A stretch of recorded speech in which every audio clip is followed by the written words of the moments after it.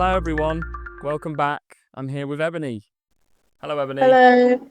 We're going to talk about language today. But Mhm. first, who are you, Ebony? Let's hear about you. Hey, I'm Ebony. I'm a student speech and language therapist at University of Lincoln.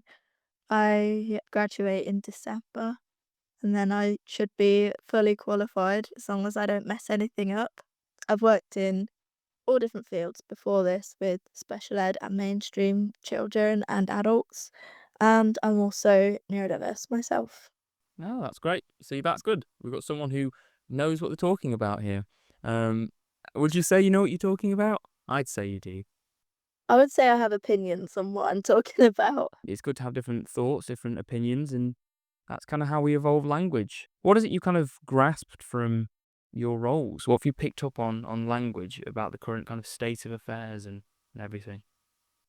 Having worked with adults and children who are neurodiverse as well, I've really seen the evolution of when I was a child. It was very, you've got Asperger's camp and you've got the autistic camp, and they were very, very separate. I'm 24 for reference. When I was diagnosed as a child, I was 9.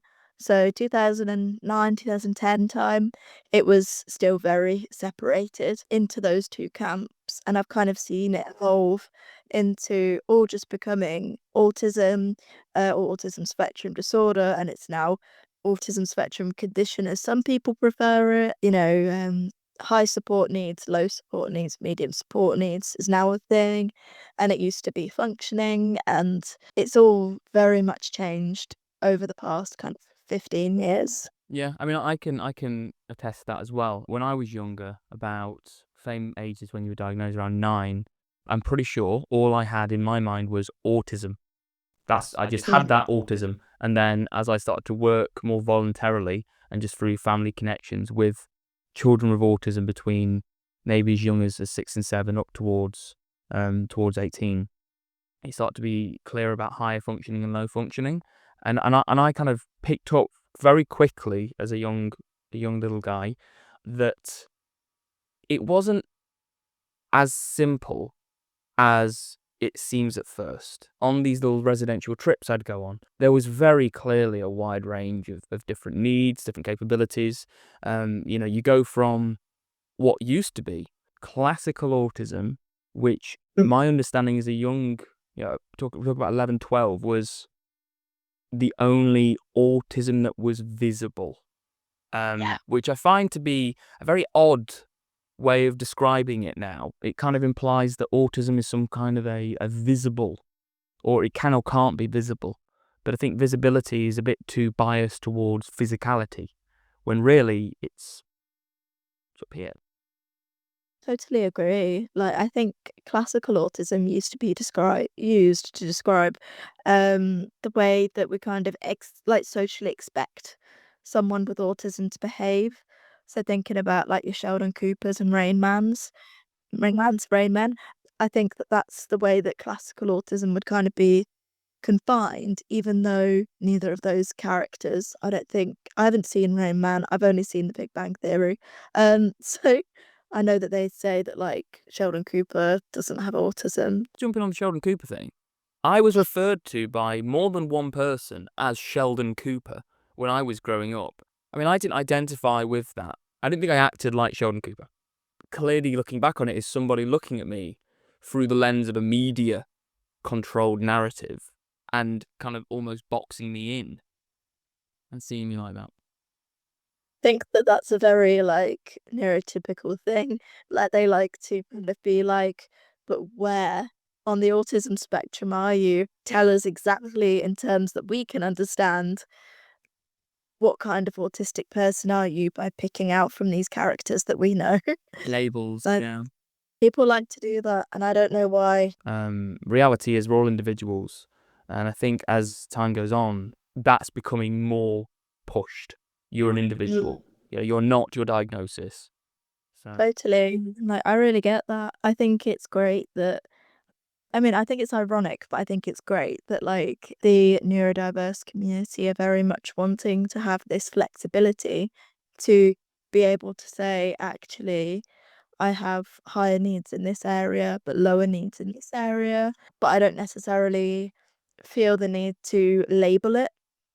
I just feel the need to express that that's my need, which I find really ironic because the stereotype of wanting to fit things into boxes and be very black and white, and yet we're the ones saying, actually, let us express our needs in a more flexible way. And the neurotypical people are the ones saying, that's too difficult, make it simpler, make it more black and white. And there's internal struggles too with that.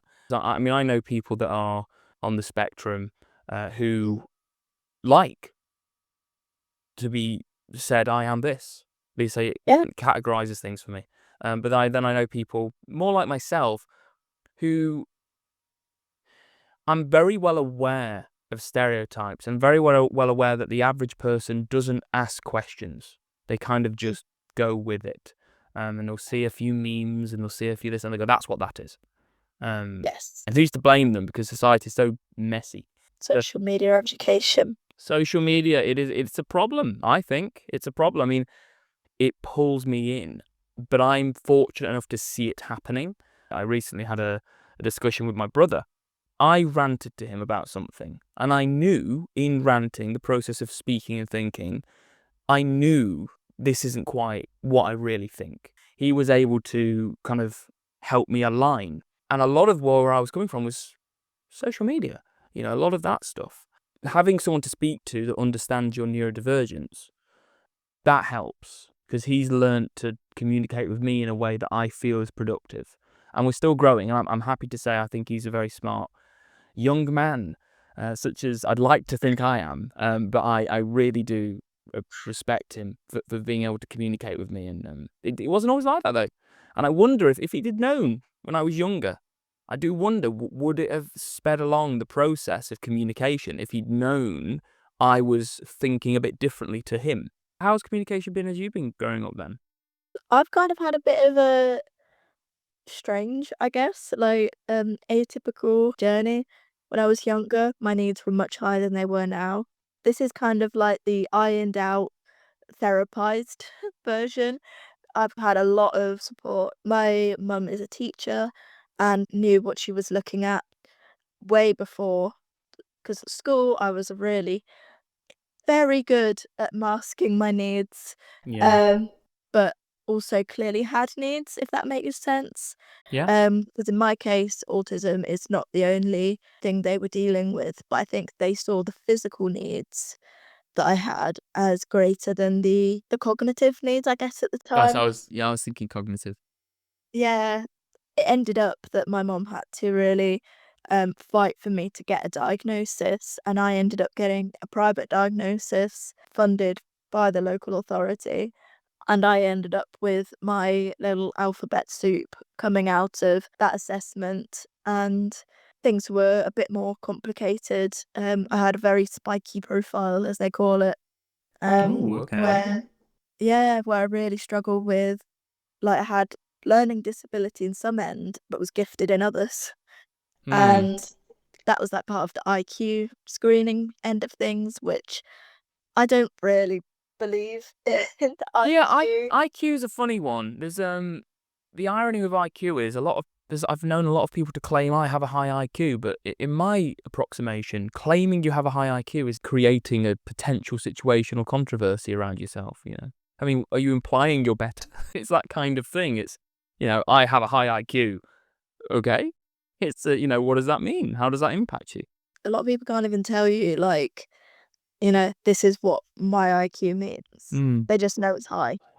I've always wondered if it's worth doing one just to know, but then I keep thinking, but what would I do with that? If I got a low IQ, am I going to go, oh no? What would I do? If I got high IQ, am I going to go, oh yes? What will it do? I suppose it's interesting to know, but In my screening, it literally says Ebony cannot deal with numbers. I will admit this fully. As a 24-year-old, I can't tell the time on an analog clock, and I know that that's because of the issues I have. I really, really try, but I can also recite scripts from films and I learn songs really, really quickly. I can do a lot of things that kind of, why does that one thing matter Yeah. when I can do all of that? And I think it makes you think too much about what you can't do or struggle with rather than actually your strengths. Hmm. Yeah, and then it's all about labels and language. Pulling it back to the what we're generally kind of talked about here is all to do with interpretation of people's diagnosis, interpretation of what you mean by like IQ or allistic, autistic, ASD, neurodivergent, and then there's the very fun ones which we talked about Oh, prior to yeah. this. Yeah, so I Slang mean, the one. one that always comes to my mind is neurospicy, which I think is trying to make it sound like a flair. Which, if that works for you, works for you. What ones have you picked up on? I've heard people say a bit of autism, all of those kind of like funky ones. I'll admit I appreciate other people using them. I personally am a bit like, that makes it sound a lot more fun than it is. Um, maybe like quirky than Yeah, it is. personifying it, isn't it? Yeah, for me it's like, say, giving your arm a name. It's just chilling there. It's just a part of the wiring. Nothing special to me anyway. I understand that to other people, especially I find I did my dissertation on this. People who were diagnosed a bit later on in life tend to separate their diagnosis from themselves, and they're like, my autism, and like claim it as their own, and say, tend to like call it something that belongs to them. Whereas people who are diagnosed earlier in life seem to kind of just be like, that's my need. They won't describe it as like a part of autism for them. So they won't see it as, say, an autistic trait. They would just see it as a trait of them. Yeah, they might be able to identify, yeah, it's because I have autism, but they're much more likely to just be like, it's just who I am. Yeah, maybe it's the process of thought. Maybe starting from the basis of autism being known means you then just kind of carry on. It's autism, then you kind of unify. But then if you know it's autism later, it becomes a branch. Like, oh, that's possibly why. It's like an explanation, retroactive. Yeah. I guess it's like, as a person who, I class myself as someone diagnosed earlier in life, especially for a female, but I feel like 9 is quite young. Mm. I know that a lot of females wait a lot longer to find that out. Part of that is because of my journey. I had higher needs as a child that were more obvious to people that knew me well. I ended up having a lot of therapy. I'll give my mum credit where she's due. She knew what she was doing with me. Mm. For me and my family, part of our story is very much, there is a lot of neurodiversity in the family, and we all present incredibly Very differently. differently. Yeah. I think maybe my needs were louder, as well as one of my other siblings' needs were also very loud. Two of my other siblings' needs were a little bit quieter and didn't get recognised until a bit later on in life. There's 6 of us, and a majority, we kind of are like, yeah, there's something there. Yeah. Uh, It's part of your makeup. yeah, I think this does change things as well when you're part of a family that kind of recognises neurodiversity as normal. Yeah. I don't think anyone feels out of place being neurodiverse in my family. And I don't know if it's the same for everyone with high percentages of neurodiversity in their family. I do think that definitely helps with kind of your confidence in being able to talk about your own diagnosis. I think that when you're diagnosed so young, like, you kind of just see it as a neutral. Like, I don't really see it as, like, a separate thing. I don't really see it as a good thing or a bad thing. I just see it as a thing. It's a thing. It's she's just vibing. It just is. I kind of see it. I don't know if anyone's gonna go along with this because it's just how I envision it. I see it kind of as if you have like a special little wire going through your head, and like in your head, in your brain, like a special little maybe converter for your synapses, and it's just a bit faster and a bit different to, the typical one that people come with. and it just makes me a slightly different model of computer. It works really well for certain things, but for other things it's not as great. Whereas everyone's is just good at everything. Mine is great at some things and awful at others. Yeah, we have the standard base model of computer that is the most popular. It's the Windows of the world, the Windows operating system. It's a HP PC. Someone's bought it from the local shop. But Yeah. then you got people running on Linux. Then you got a lot of people, maybe the artists running on Mac OS. Yeah, You know, this is and the it's thing. My brain is a MacBook. It is great at certain things, but as soon as you put a video game into it, not going to work very well. it's No. just not processing. Yeah, that's obviously going through the cognitive model of psychology, Yeah. which I've always personally attuned towards, because I think we do have different parts of our brains that do different things, and you can change the way it functions with literal electric current. But the ability to see faces, you can turn that off and on in your brain. It is some. Hey. There was somebody who, I can't remember the exact details, but they were in hospital and they were asked if they would they consent to doing something where it would be harmless, there would be no pain. They'd basically just put a current through to part of the brain and it would turn off or on what they believed was the area of the brain that perceived faces. And they quite literally could flick a switch and they could or could not identify people individually. It's crazy. Mm-hmm. I'm gonna go read up on that after this. But it is something they've done before. The scientists, I believe that's probably biologists or brain Brain surgeons, neurologists, neurologists, probably neurologists. One of those folks. something like that. Some people that are safe to work with the brain. I'd like to think. Yeah. Are trained. But yes, is there anything you want us to know, Ebony, based on your experience doing the things you've done, writing your dissertation? Is there anything you think would be great for people to know? Or is it just a big old learning experience we're all part of still? I think, yeah, I think that evolution is important in terms of language.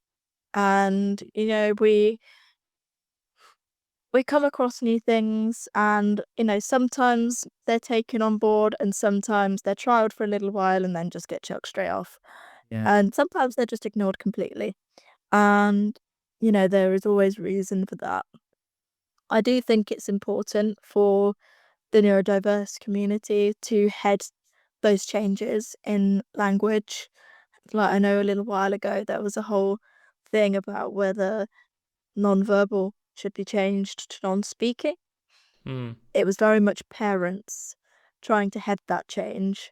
And I think because it was parents heading that change, the neurodiverse community were kind of just like, we're good. Interesting. Yeah, things seem to just take on more when it's accepted immediately by the community itself.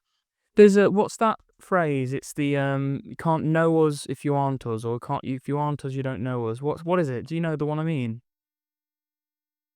No. Okay. There's a movement or a way of thinking that so much of the academic, the world of academia surrounding the autistic spectrum, etc., has been pushed by people that are not on the spectrum. It makes sense because it's basically saying, if you're not on the spectrum, or whatever language you may choose to use, as we're establishing in this podcast, it is a very widely discussed thing. I mean, I personally prefer. I like the idea of allistic and autistic, the idea of people that aren't and people that are, but even so, I recognise that's still very vague. I think language is very binary. I think that's the problem. I think language is binary, very binary.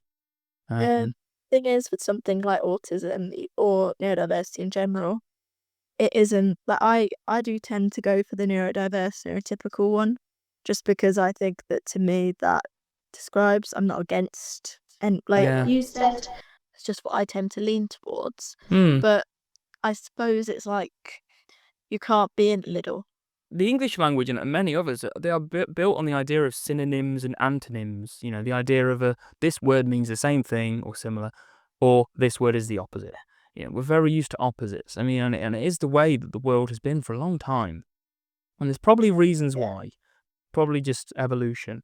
I believe in the idea of androgyny. Androgyny is the idea that everyone's just kind of an equal individual. And I believe in that. I've always believed, and I've said for the longest time, I believe in individualism. I believe in people being able to say who they are themselves. But at the same time, societies work en masse. And this is the kind of the irony, is that everybody is an individual, but we all can be put in groups, whether we like it or not. And that's the frustrating thing. People will always put you in a group, until we're all robots. And then we can choose how we appear. Yeah. I guess there's the other side of that argument, though, where a lot of people really like the whole grouping thing. They do. Because I'm kind of neutral on this. I kind of I dip in and out of communities and things. I kind of just, because sometimes I'm a bit that's a bit much for me. And that goes with lots of different communities, not just the world of autism and whatever else I may be a part of. But I think in terms of putting people in boxes, people like to have that box because they know within that box people are going to agree with them. They might just understand, and that's totally okay. I know that in the past, there's been people who are like, you can't think that way because we're this group of autistic people and you're not allowed to think that. And I'm like, I get that. Many times, and I've had to learn this. I've had to learn to restrict my own correction. But then I've also learnt the process of self-doubt. So I always think if someone says something and they go, that's wrong, I go, but is it? yeah. And then sometimes it isn't. Sometimes it is. What I like to do is explore all avenues and see, where do we end up? As well as if someone says something you can test it. If they say something and you're like, that's wrong, go test it and see if you can prove that it's wrong to yourself. You don't need to tell them, but unless they need That's the hard bit, isn't it? When you know they're wrong. I would actually really like someone to just privately tell me I'm wrong so that I don't embarrass myself again. As long as people are nice about it and aren't in if it's a group and they're like, you're wrong, I'll be like, just text me later. In my head, I'm like, I'm going to offend this person if I tell them they're wrong. They're going to think that I'm better than them.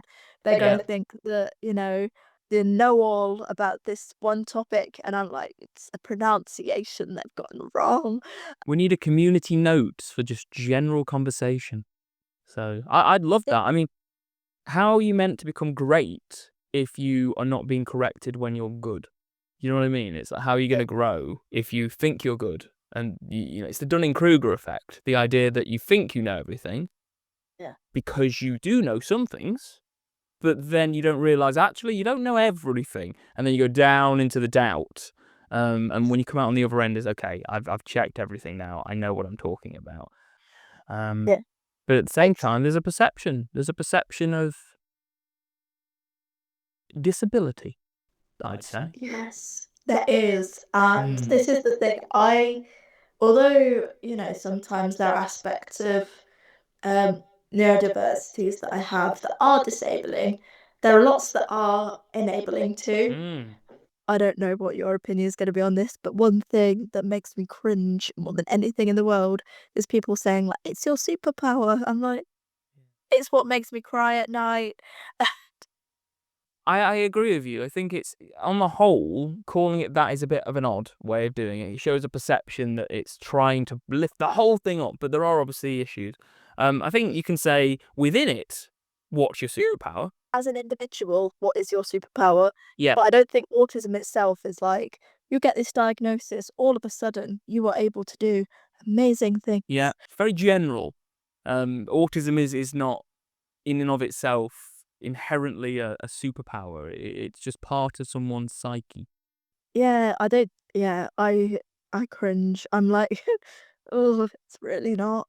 And that's someone trying to obviously give you an uplifting perception. I understand people are trying to either make themselves feel better, especially when it's their child, or trying to make you feel better when they're like, yeah, it's your superpower. I'm like, do you want to come at 2 a.m. and we'll discuss this then? you know, when I've just found, like, people a bit too much and a bit too loud for breathing. Yeah. It feels You like know, a weakness at that point, unfortunately. The social battery. Yeah. Yeah. it's okay to admit that it has strengths and limitations because, you know, your disability is allowed to disable you.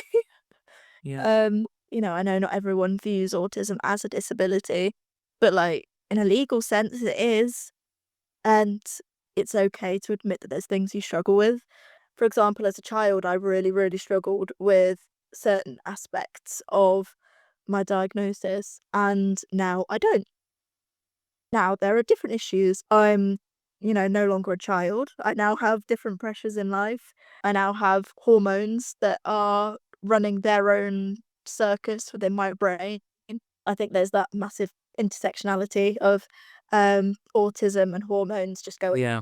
But the way you're saying it and the way I think about it is you could potentially even just coin the term disability adjacent. I mean, it's not inherently a disability, but it is adjacent to what could be seen as disabilities. You know, it's the binary. It's the idea of you are fine or you are disabled. You know, where is you're fine, but some elements of what you experience would be considered disability and a disability adjacent. I've met a lot of wonderful people that have autism, and I imagine they have their own difficulties and they may consider at times it's a disability. But saying it is a disability, full stop, no questions asked, I think is not fair on everyone, personally. No, I agree. But, But like, in definitely terms of, got like, a legal sense, like, legal. in terms of, like, your ICDs and stuff, like, it's defined as one. Well, the legal system works No, in, again, black and white. yeah, I know, but I guess it has to because otherwise I don't know, I guess I think I've never really considered if autism to me is disabling or not. I think maybe because I'm already a physically disabled person that I've never really considered about the other stuff is just more of an inconvenience. Yeah. Maybe that's our middle ground. We have disabled, able-bodied, inconvenient. Inconvenient. Everyone finds their own path, you know, and they all find their own thing. Right, well, it's been wonderful having you on. I hope people out there find some of this useful, interesting, change perspectives, or maybe even reinforce, you know, back up if you feel that other people don't think like you. There are many people out there that think in different ways, and it's all about finding what works for you and what helps you find your place. If you need to find a place, I mean, I feel pretty independent in my place. I don't feel like I need to find one, but that's me. So yeah, thanks for coming on, Ebony, and Thank you. hopefully we'll have you again in future. Maybe you'll be well graduated next time. Who knows? Is that something you're waiting for? Yeah, Yeah, in December, in I December. will be qualified and then I'll officially, like, graduate in the spring of Okay. next year, 2026. Well, I'm sure you'll be fine. I'm sure you'll be fine. It seems to me like you know your stuff, and we'll potentially see you in future. Yeah, I'd love to. Wonderful. Okay, Bye, everybody. thank you.